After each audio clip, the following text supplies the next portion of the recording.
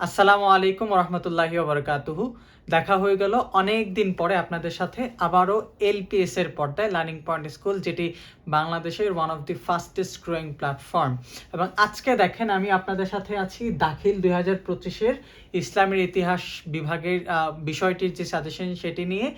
আমার সাথে আপনাদের ইসলামের ইতিহাসের বিষয়টার প্রস্তুতি খুবই ভালো হবে, খুবই মার্জিত এবং গোছানো হবে বলে আমি আশা আপনাদেরকে দিচ্ছি। কারণ আজকে আমি আপনাদের জাহিদ ভাইয়া আপনাদেরকে অ্যানালাইসিস করে কোন কোন জায়গা থেকে প্রশ্নগুলো হয় এবং কোন কোন জায়গাগুলো থেকে আপনি প্রশ্নগুলো পড়ে ফেললে বা কোন কোন বিষয়গুলো পড়ে ফেললে আপনাদের একদম স্মুথলি পুরো প্রস্তুতিটা হয়ে যাবে, সেটা নিয়ে আমরা আলোচনা করব। এবং আপনি আমাকে চিনেন, আপনাদের জাহিদ ভাইয়া। আমি হচ্ছে এলপিএস এর প্রতিষ্ঠাতা এবং আমি ঢাকা বিশ্ববিদ্যালয়ের ইসলামের ইতিহাস এবং সংস্কৃতি বিভাগের স্টুডেন্ট। সো ঢাকা বিশ্ববিদ্যালয়ে এই বিষয় নিয়ে পড়ছে। আমার থেকে আসলে এই বিষয়টাতে অ্যানালাইসিস মানে খুব বেশি ভালো কেউ করতে পারবে বলে আমি আশা রাখি না। এইটুকু কনফিডেন্স তো ভাইয়া রাখাই যায়, তাই না? চলো এরপরে চলো আমরা দেখি যে সেকেন্ড স্লাইডটা। মানে প্রথমেই আমরা সাজেশনে ঢুকে যাব। সাজেশনের মধ্যে আমরা যে কথাটা বলবো সেটা হচ্ছে প্রথমেই বরাবরের মতো মানবন্টনটা নিয়ে আমরা কথাবার্তা বলি। একদম ইজি একটা মানবন্টন, তোমরা জানো যে 30টা এমসিকিউ থাকে, 30টারই আনসার করতে হয়, একটা এমসিকিউ বাদ দেওয়া যায় না, বা বহু নির্বাচনী অথবা নৈবিত্তিক আমরা এটাকে বলি।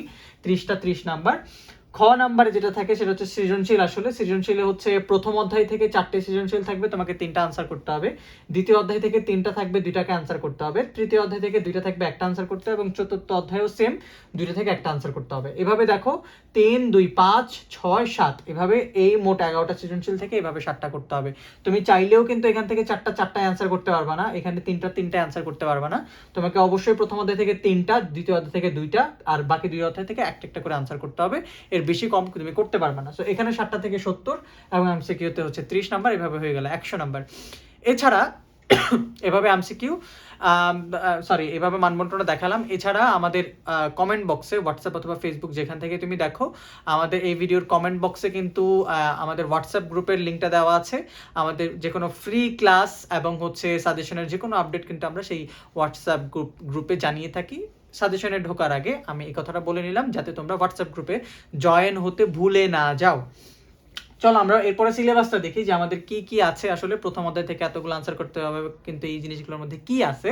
প্রথম অধ্যায় আছে হচ্ছে প্রাক ইসলামিক পটভূমি বা জাহিলু যুগের কথাটা বলতেছি। জাহিলু যুগ এবং রাসূল সাল্লাল্লাহু আলাইহি সাল্লামের মাক্কি জীবন, অর্থাৎ 570 খ্রিস্টাব্দে রাসূল সাল্লাল্লাহু আলাইহি সাল্লামের জন্ম হয়েছে, সেখান থেকে 622 খ্রিস্টাব্দের আগ পর্যন্ত এখানে আলোচনা করা হয়েছে। এবং দ্বিতীয় অধ্যায়ে দেখো মোহাম্মদ সাল্লাল্লাহু আলাইহি সাল্লামের এর হচ্ছে মদিনা জীবন। মদিনা জীবনটা ছিল হচ্ছে মাত্র 10 বছরের। 622 সালে মানে হিজরত হয়, মক্কা থেকে মদিনায় চলে যান এবং এখান থেকে 32 খ্রিস্টাব্দে কিন্তু তার ইন্তেকালটা হয়। রাসূল সাল্লাল্লাহু আলাইহি সাল্লাম আমাদের পৃথিবী থেকে পৃথিবীর অন্তরালে চলে যান, আসলে বারজাখের জীবনে চলে যান, ইন্তেকাল করেন বা ওয়াফাত গ্রহণ করেন। এটা হচ্ছে আমাদের জন্য সম্মানের। আসলে মৃত্যুবরণ করাটা আমাদের জন্য আসলে বলা শোভনীয় না, ওনার একটা রেসপেক্টের জায়গা থেকে আমরা ইন্তেকাল, ওয়াফাত এই শব্দগুলো উচ্চারণ করতে পারি, রেসপেক্টের থেকে, এর বাইরে কিছু না। চলো এই জায়গাটাতে মদিনা জীবন হচ্ছে দ্বিতীয় অধ্যায়, এখান থেকে 3টা থাকবে, 2টার আনসার করতে হবে। আর প্রথমটা থেকে তো 4টা থাকবে, 3টা আনসার করতে হবে। তৃতীয় অধ্যায় হচ্ছে খুলাফায়ে রাশিদিন। খোলাফায়ে রাশিদিন আমরা জানি যে আমাদের ইসলামের খলিফা 4 জন, অনেকে বলে 5 জন, বেসিক্যালি 5 জনই হয়, বাট কথা হচ্ছে যে খোলাফায়ে রাশিদিন থেকে আমাদের একটা 2টা কোয়েশ্চেন আসবে, একটা আনসার করতে হবে। পরীক্ষায় আসলে আবার 5টা দিও না, 4টা আনসার করো। আচ্ছা, হচ্ছে চতুর্থ অধ্যায় থেকে ভারতীয় উপমহাদেশে মুসলমানদের আগমন, এই জায়গাটা থেকে 2টা কোয়েশ্চেন আসবে, একটা আনসার করতে হবে। আমি তোমাদেরকে টপিক ধরে ধরে বুঝাই দিব। এই অধ্যায়টা নিয়ে আসলে অনেকে ঝামেলা খায়, প্যারা খায় যে এই অধ্যায়টা নিয়ে আসলে কিছু পারি না, কিছু বুঝি না। এখান থেকে তোমাকে টপিক ধরে দিব, ওই টপিকগুলো পড়লেই এনাফ, আর কিছু লাগবে না। আবারও রিমেম্বার, মনে করিয়ে দিই, আমাদের ফেসবুক এবং হোয়াটসঅ্যাপ গ্রুপের লিঙ্ক কমেন্টে দেওয়া আছে, সেখানে অবশ্যই যুক্ত হয়ে যাবে। দেখো এবার সাজেশনে আমরা চলে যাই। প্রথম অধ্যায় থেকে তুমি যেগুলো পড়বা, প্রথম 4 পরিচ্ছেদ থেকে একটা কোয়েশ্চেন এখান থেকে মাস্ট বি আসবে। কোন পার্টটা থেকে? দেখো জাহিলিয়া যুগের সামাজিক অবস্থা, সামাজিক অবস্থার মধ্যে বিশেষ করে নারী, কন্যা এবং দাস দাসীদের অবস্থা, এখান থেকে প্রায় সময় সৃজনশীল আসে। এরপরে আর্থিক, রাজনৈতিক, ধর্মীয় অবস্থা, আর্থিক বলতে অর্থনৈতিক বলার দরকার ছিল এখানে।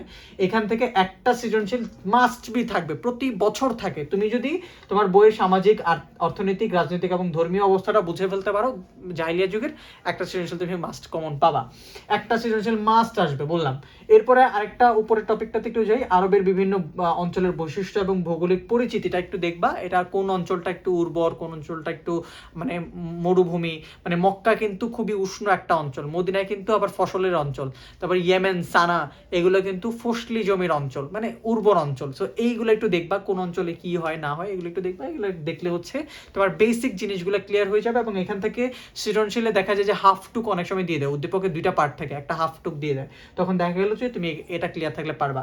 সো এই দুইটা মিলে একটা সৃজনশীল আসে আসলে বেসিক্যালি বেশিরভাগ সময়। এটা একটু দেখবা, এই দুটো একটু ক্লিয়ার রাখবা।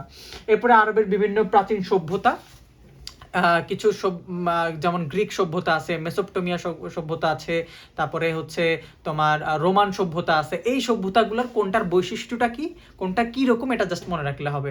আমাদের কিন্তু রোজায় তোমাদের নিয়ে ফ্রি ক্লাস হচ্ছে আমাদের ফেসবুক গ্রুপে, রোজায় আগামী রোজার মধ্যে কিন্তু ফ্রি ক্লাস হবে। যুক্ত হয়ে যাও আমাদের ফেসবুকের যে পেজটাতে, সেখানে আমরা ফ্রি ক্লাসগুলো সেখানে করব। এগুলো একদম ডিটেলসে একদম বুঝিয়ে বুঝিয়ে তোমাদেরকে আমরা এগুলো হচ্ছে সলভ করব, আমরা এগুলো বুঝে ফেলবো। তোমাদের এখন হয়তো বা বই পড়ে পড়ে অনেক সভ্যতা বুঝতেছে না, মনে থাকতেছে না, কিন্তু ইজিলি মনে থাকবে। ঠিক আছে, আমরা ক্লাসগুলোতে ফ্রি ক্লাসগুলোতে তোমরা আসো, সেখানে তোমাদেরকে ইজিলি আমরা মনে রাখাবো ইনশাল্লাহ। এরপরে দেখো 5 থেকে 7 নম্বর পরিচ্ছেদে যেটা দেখবা যে রাসূলুল্লাহ সাল্লাল্লাহু আলাইহি সাল্লামের সমাজ কল্যাণমূলক একটা সংগঠন তিনি করেছিলেন হিজরতের পূর্বে। সেটা হচ্ছে কি হেলফুল ফুজুল। এবং হেলফুল ফুজুলের উদ্দেশ্য কি ছিল? মানুষকে নিরাপত্তা দেওয়া। এই যে আরবে যে ঝগড়াঝাটি, মারামারি, হ্যাঁ, মানুষের বঞ্চিত, কেউ পাচ্ছে কেউ পাচ্ছে না, সুদ ঘুষ, এইগুলোর থেকে যেন মানুষকে রেহাই দেওয়া যায়, এটার জন্য হেলফুল ফুজুল প্রতিষ্ঠা করেন। এটা একটু দেখবা। তারপরে হাজরা আসওয়াদ স্থাপনের ঘটনা, এটা একটু দেখবা। ওই যে কাবা শরীফের পাথর একটা হচ্ছে মেইন পাথর, সেটাকে কে স্থাপন করবে, বা এটা নিয়ে হচ্ছে ঝগড়া লাগতেছিল যে যারা স্থাপন করবে তাদেরকে মনে হবে যে আরবের হচ্ছে তারা মনে হয় উঁচু বংশের, এরকম মনে হবে না যে বড় পাথরটা তুমি যখন বসাবা, বড় পাথরটা কে বসাবে? সম্মানিত ব্যক্তি বসাবে। তো এই সমাজ মানে এই গোত্র বসাইতে গেলে ওই গোত্র রেগে যায় যে কি আমরা কি বেশি আসছি নাকি, এরকম। পরে রাসূল সাল্লাল্লাহু আলাইহি সাল্লাম কিন্তু এখানে এই জিনিসটাকে সমাধান করেছিলেন, এটা একটু দেখবা।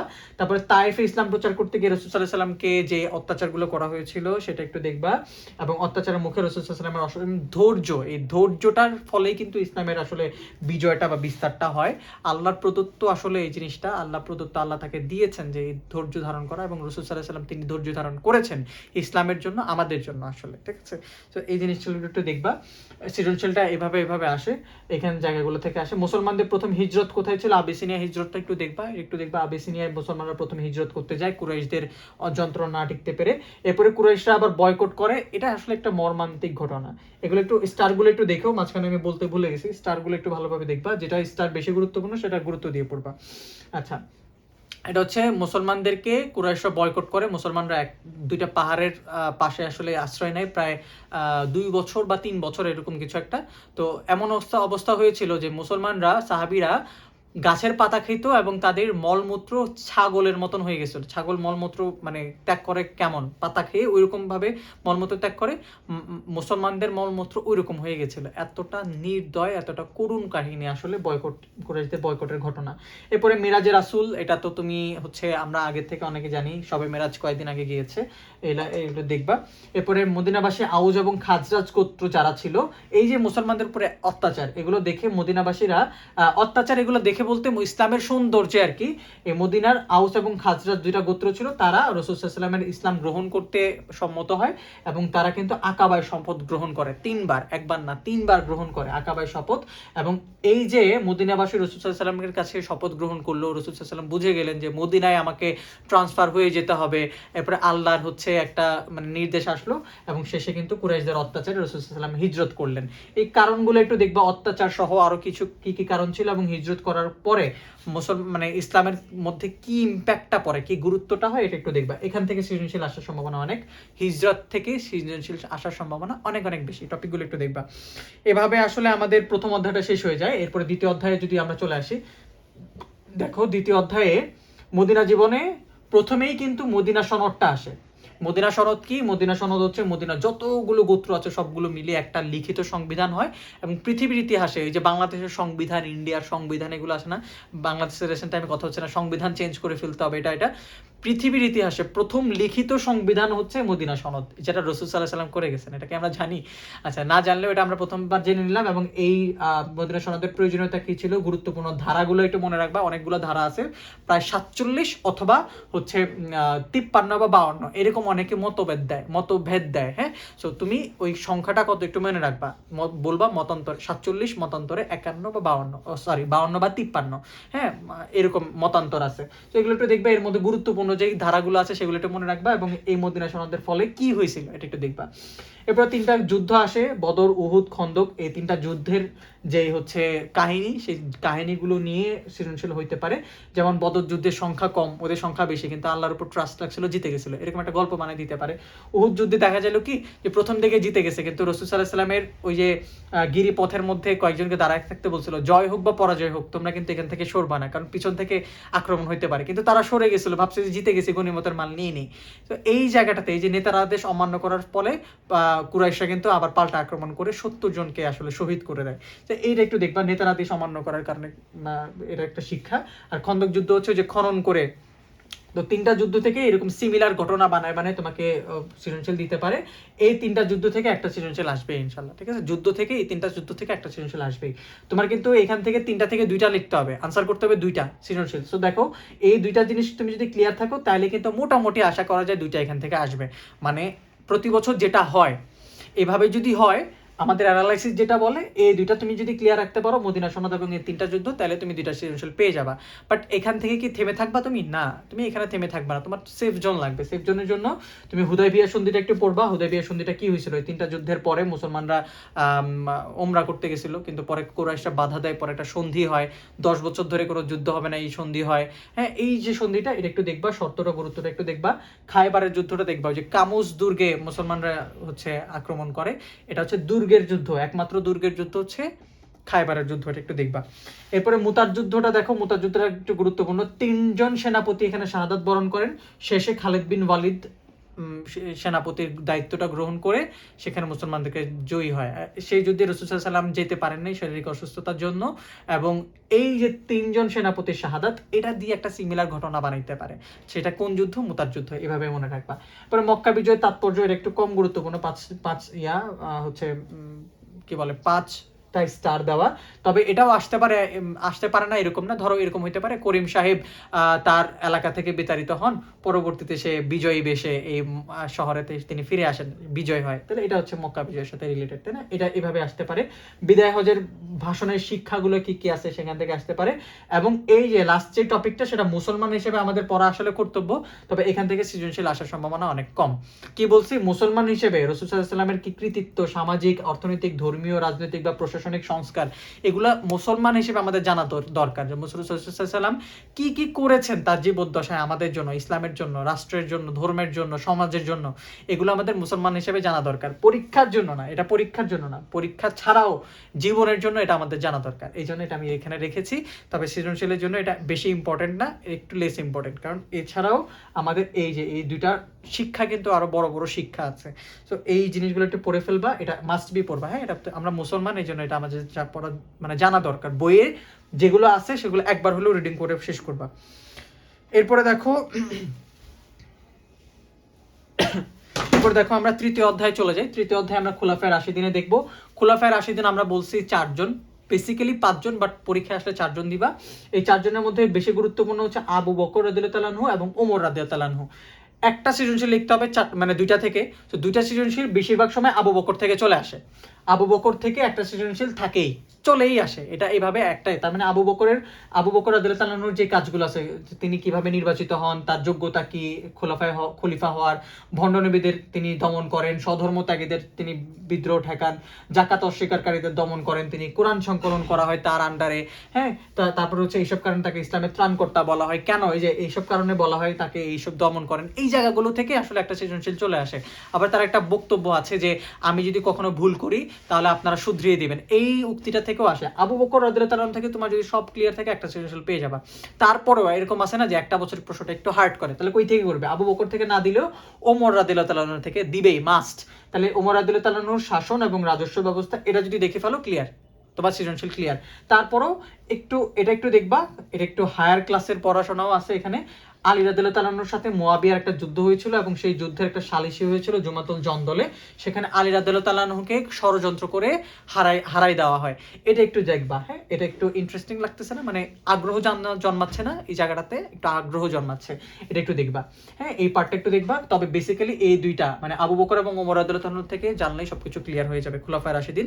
তবে এই জিনিসগুলো জানলে একটা সৃজনশীল ইনশাআল্লাহ চলে আসবে। এরপরে তো চলো আচ্ছা, এখানে চতুর্থ অধ্যায় হবে খোলাফায়ে রাশিদিন, এটা চতুর্থ অধ্যায়, ওই যে ভারত উপমহাদেশে মুসলমানদের আগমন, পিডিএফ যখন দিব এটা চতুর্থ অধ্যায় এবং ওই অধ্যায়ের নামটা লিখে দিব, ঠিক আছে? এটার জন্য আমি সরি, এখানে আসলে ভুল হয়েছে, এটার জন্য সরি। বাট দেখো এই অধ্যায় থেকে তুমি কি কি পড়বা। মুসলমানদের প্রথমবারের মতন ভারতে আগমন, কে আগমন করছে? মুহাম্মদ বিন কাসিমের সিন্ধু এবং মুলতান অভিযান।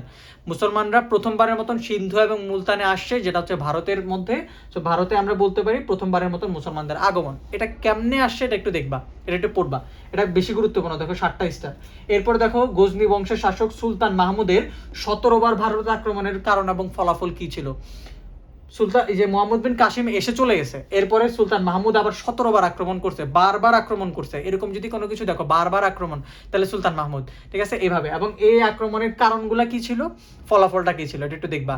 ধর্মীয় কারণ ছিল, রাজনৈতিক কারণ ছিল, ফলাফল কি হয়েছে, অনেক ধন সম্পদ আসছে, ইসলাম গ্রহণ করছে মানুষে, এই ফলাফলগুলো একটু পড়ে ফেলবা। এরপর দেখো মোহাম্মদ বিন ঘুরি, তার দুইটা কমন যুদ্ধ আছে, প্রথমে তরাইনের যুদ্ধ, পরে দ্বিতীয় যুদ্ধ। তরাইনের প্রথম যুদ্ধের মধ্যে তিনি হারে, পরের যুদ্ধে আবার জিতে যায়, এভাবে দেখবা। প্রথম যুদ্ধে হারছে, পরের যুদ্ধে জিতে গেছে, তাহলে ঘুরি, এভাবে মনে রাখবা। এরপরে দিল্লির প্রথম স্বাধীন সুলতান কুতুবউদ্দিন আইবেকের সেনাপতি বখতিয়ার খিলজির বঙ্গ বিজয়। তাহলে বখতিয়ার খিলজি যে বঙ্গ বিজয় বা বাংলা অঞ্চলটা বিজয় করে, মানে বাংলাদেশের যে অঞ্চলটা, বাংলাদেশ তো আরো বড় ছিল তখন, কলকাতা, হ্যাঁ, বাংলাদেশ এইভাবে মিলেছিল, এই অঞ্চলটাতে জয় করেন মাত্র 17 জন বা 18 জন ঘোড়া সওয়ার নিয়ে, যে তিনি জয় করে ফেলছেন।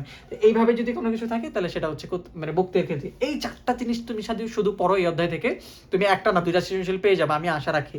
এর বাইরে থেকে আসলে সৃজনশীল হওয়ার কোনো জায়গাই নাই, বুঝছো? তারপরেও যদি হয় আরো মানে ডিপ থেকে কোয়েশ্চেন করছে, বাট এই 4টা অংশকে তুমি কি ফালাইতে পারবা না, কোনোভাবেই ফালানো যাবে না।